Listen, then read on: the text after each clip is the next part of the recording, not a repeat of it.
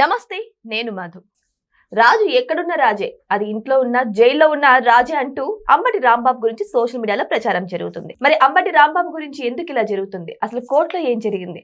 మరి గడిచే 24 గంటల్లో అంబటి రాంబాబు బయటకు రాబోతున్నారా? అందుకనే ఈ ప్రచారాలు ఈ రోజు మనం తెలుసుకుందాం. ప్రస్తుతం మనతో పాటు ఉన్నారు సీనియర్ జర్నలిస్ట్ సిఎస్ రావు గారు. వారిని అడిగి మరిన్ని విషయాలను తెలుసుకుందాం. నమస్కారం సార్. సార్, అంబటి రాంబాబు గురించి ఎందుకు సార్ ఈ విధంగా ప్రచారం జరుగుతుంది? అంటే ఆయన కోర్టులో అసలు ఏం జరిగింది?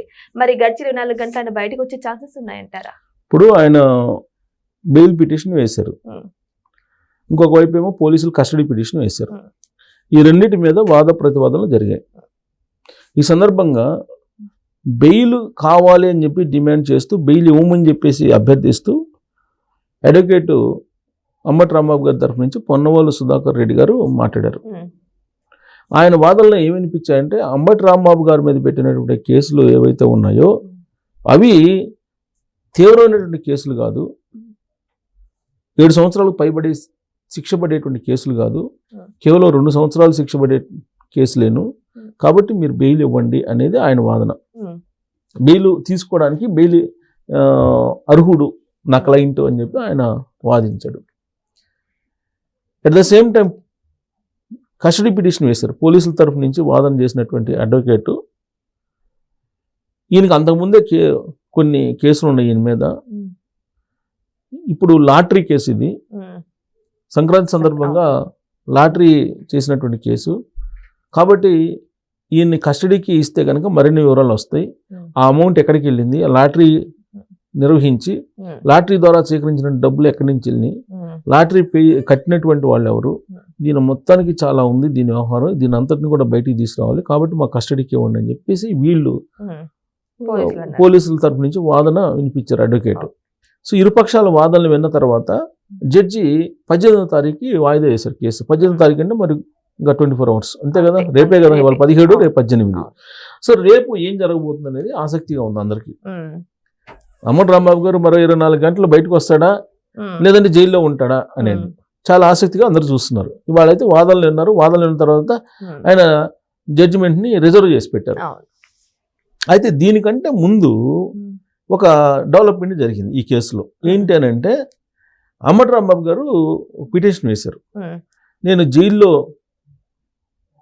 నాకు సౌకర్యాలు కావాలి, 70+ నాకు 72, 73 years ఉన్నాయి, కాబట్టి నేను పనుకోలేకపోతున్నాను నేల మీద, అలాగే జైల్లో పెట్టినటువంటి ఫుడ్ నేను తినలేకపోతున్నాను, రాత్రి వేళల్లో దోమలు కొడుతున్నాయి, దోమతెర కావాలి, అలాగే నాకు ఖైదీలతోటి సహచర రిమాండ్ ఖైదీలతోటి నేను ఉండలేకపోతున్నాను, నాకు ప్రత్యేకమైనటువంటి గది కావాలి అని చెప్పి ఆయన సౌకర్యాలతోటి కూడినటువంటి ఒక పిటిషన్ వేశారు, సౌకర్యాలు కావాలని.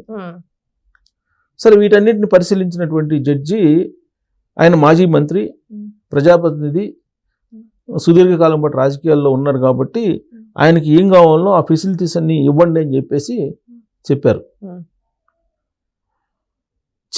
అని అంటే దాని అర్థం ఏంటి, ఇంకొన్ని రోజుల పాటు ఆయన్ని ఇదే సౌకర్యాలతో జైల్లో కంటిన్యూ చేయాలని చెప్పి జడ్జి బహుశా అనుకుంటున్నారేమో. అంటే నేను చెప్తున్నా, జరిగిన పరిణామాలు చెప్తున్నా, జడ్జి మైండ్లో ఏముందో మనకు తెలియదు, జరిగిన పరిణామాలు చెప్తున్నా. సో ఆయనకి ఈ సౌకర్యాలకు సంబంధించినటువంటి వెసులుబాటు కల్పించండి అని చెప్పి జడ్జి చెప్పారు కాబట్టి ఇప్పుడే ఆయనకి బెయిల్ ఇచ్చే ఉద్దేశం ఉండకపోవచ్చు. ఒకటి, అసలు బెయిల్ రాదు అని చెప్పేసి రిమాండ్ ఖైదీగా ఉన్నట్టు రాంబాబు గారి తరఫు నుంచి వాదిస్తున్నటువంటి పొన్నవోలు సుధాకర్ రెడ్డి గారు కూడా భావించి ఉండవచ్చు. లేదనంటే ఈ సౌకర్యాల గురించి అడగరు కదా. సౌకర్యాల గురించి ఒక రోజులో, ఇప్పుడు 24 hours ఏదో తేలిపోతుంది, ఒక రోజులో ఈ సౌకర్యాల గురించి అడగరుగా. సో వాళ్ళు అడిగారంటే వాళ్ళకి నమ్మకం లేదు బెయిల్ వస్తుందని. అలాగే జడ్జి ఆ వెసులుబాటు కల్పించారు కాబట్టి జడ్జి కూడా బహుశా అనుకూలంగా లేడు బెయిల్కి అనేది అర్థమవుతుంది. సో కాబట్టి 24 hours తర్వాత, అంటే రేపు దీని మీద జడ్జిమెంట్ ఏ విధంగా ఉంటుంది అనేది మనం వెయిట్ చేయాల్సిందే. కాబట్టి మనకు ఇప్పుడు మనం అబ్జర్వ్ చేసినటువంటి పరిస్థితులు ఏవైతే ఉన్నాయో ఈ పరిస్థితుల ఆధారంగా మనం జస్ట్ అది మనం ఊహించవచ్చు అలా ఉంటుందేమో అని. కానీ నాకు ఒక డౌట్ సార్, ఇప్పుడు జైల్లో రిమాండ్ ఖైదీగా ఉంచినప్పుడు అన్ని ఫెసిలిటీస్ ఇస్తే ఆయన శిక్ష ఎలా అనుభవిస్తున్నట్టు? ఇది ఈ సోషల్ మీడియాలో ఇవాళ బాగా దీని మీద ట్రోల్ అవుతుంది. సామాన్యుడికేమో ఒక రకంగా, అవును. అదే ప్రజాప్రతినిధి అయితే ఇంకో రకంగాన. అంటే ఒకసారి ఎమ్మెల్యే అయితేనో ఒకసారి మంత్రి అయితేనో ఇంకా ఆయన ఏం చేసినా కానీ జైల్లో సౌకర్యాలు ఇస్తూ పోతుంటారా మీరు అవును. అని చెప్పి ఇవాళ సోషల్ మీడియాలో కోర్టుల్ని ప్రశ్నిస్తున్నారు. సోషల్ మీడియాలో ఇదే రాంబాబు గారి బయటకు వచ్చిన తర్వాత ఇదేం న్యాయం, ఇదేం కోర్టులు, ఇదేం జడ్జిమెంట్స్ అని చెప్పి అడుగుతున్నారు. ఎందుకనంటే అదే మీరు ప్రజాప్రతినిధి కాకుండా ఉంటే 70+ వాళ్ళందరికీ ఇలాంటి సౌకర్యాలు ఇస్తారా? ప్రత్యేకమైనటువంటి గది ఇస్తారా? ఎన్ని గదులు ఇస్తారు ఆ విధంగా ఉంటే రిమాండ్ ఖైదీలకి? అక్కడ ఉండేది కొన్ని వందల్లో ఉంటారు, ప్రతి జైల్లో వందల్లో ఉంటారు. వాళ్ళు వచ్చినటువంటి రిపోర్ట్ ప్రకారం ఈ రిమాండ్ ఖైదీలతోటి జైలు కిక్కిరిసిపోయినాయి అంట. జైలుకు భారంగా ఉన్నారంటే, అంటే భరాయించలేని పరిస్థితిలో ఉన్నాం మేము. మీరు రిమాండ్కి ఇచ్చేస్తున్నారు, ప్రతి వాళ్ళని రిమాండ్కి ఇచ్చేస్తున్నారు, బట్ జైల్లో ఖాళీ లేదు, ఖాళీ లేకుండా మనం ఎక్కడ తీసుకోవాలి అని చెప్పి చెబుతున్నారు. యాక్చువల్గా జైల్లో ఎలా ఉంటుందంటే ఈ క్యారిడార్లు ఉంటాయి, వాటిలో చాపలు వేస్తారు, చాపలు వేసి కొనుక్కోబెడతారు. యాక్చువల్గా నేను ఒకసారి జైల్లోకి వెళ్ళి చూసి వచ్చాను ఎలా ఉంటుంది జైల్లో అనేది. జైలు శిక్ష నాకు దాంట్లో పడింది కానీ, బట్ ఫైన్ వేస్తే మీరు జైలుకి వెళ్ళాల్సిన అవసరం లేదని చెప్పి ఇచ్చారు ఆ కేసులో. అంటే ఆ కేసులో చాలా సెన్సేషనల్ కేసు అప్పుడు నా మీద. అది కళా చౌదరి అని ఒక అమ్మాయిని రేప్ చేసి చంపేశారు. టీనేజ్ అమ్మాయి ఇంటర్మీడియట్ చదువుతున్న అమ్మాయిని రేప్ చేసి చంపేసి కాల్ చేశారు అసలు. సో దాని మీద చాలా నేను ఒత్తిడికి గురయ్యి న్యూస్ రాశాను, ప్రాణం మీద తెచ్చుకున్నాను, ఇవన్నీ చాలా జరిగినాయిలేండి. ఆ తర్వాత ఇంకోటేమో గుంటూరులో ఒక నర్స్ని కిరోసిన్ పోయి చంపేశారు రేప్ చేసి. ఆ కేసులో కూడా నేను రాస్తే నా మీద యాక్చువల్గా అటాక్ చేశారు.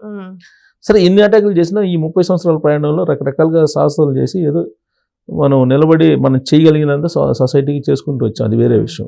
ఆ సందర్భంగా నేను జైలుకి వెళ్ళా. ఆ రోజు ఒక జైలు నాకు బాగా పరిచయం, పర్మిషన్ తీసుకుని వెళ్ళా. ఆ నిందితులు నా ఆర్టికల్ తర్వాత అరెస్ట్ చేశారు వాళ్ళని. ఆ నిందితులు ఎట్టున్నారో చూద్దాం అని చెప్పేసి వెళ్ళాం పర్మిషన్ తీసుకొని. వెళ్తే అప్పుడు చాపల మీద పునుకోబెట్టున్నారు డార్మేటరీలో. సో ఎవరైనా సరే రిమాండ్ ఖైదీలు ఎవరైనా సరే ఖచ్చితంగా చాపలు వేసి పునుకోబెడతారు. అందరితో పునుకోవాలి, ఒక 10 మందో 20 మందో 30 మందో ఆ డార్మేటరీ సైజుని బట్టి ఉంటుంది. వాళ్ళతో పునుకోవాలి, వాళ్ళతో భోంచేయాలి, వాళ్ళతోటే ఉండాలి. కానీ ఇప్పుడు అంబటి రాంబాబు గారు గత 15 రోజుల నుంచి అట్నే ఉన్నారు. కానీ ఇప్పుడు నాకు స్పెషల్ సౌకర్యాలు కావాలి, నేను ఉండలేకపోతున్నాను, నా ఆరోగ్యం బాగాలేదు, నాకు మెడిసిన్స్ కావాలి, నాకు తోటి ఖైదీలతో ఉండలేకపోతున్నాను, నాకు బెడ్ కావాలి, కింద పునుకోలేకపోతున్నాను, తర్వాత నాకు ఇది కూలర్ కావాలి, ఏసీ అడగలేదని కూలర్ కావాలి, ఇలా అన్నీ కొన్ని డిమాండ్స్ పెట్టారు. ఇంటి నుంచి భోజనం కావాలి, ఇవన్నీ పెట్టారు. దానికి ఓకే చేశారు. ఓకే చేసిన తర్వాత నెట్ జైలు ఇదేం న్యాయం, అదే సామాన్య పౌరుడే కనుక జైల్లో పడితే మీరు ఇస్తారా అని చెప్పేసి క్వశ్చన్ చేస్తూ ఉన్నారు. సో కాబట్టి ఇంకొక 24 గంటలు తెలిసిపోతుంది ఆయనకి బెయిల్ వస్తారా, ఇంకా మన కొన్ని రోజులు జైల్లో ఉంటారనేది.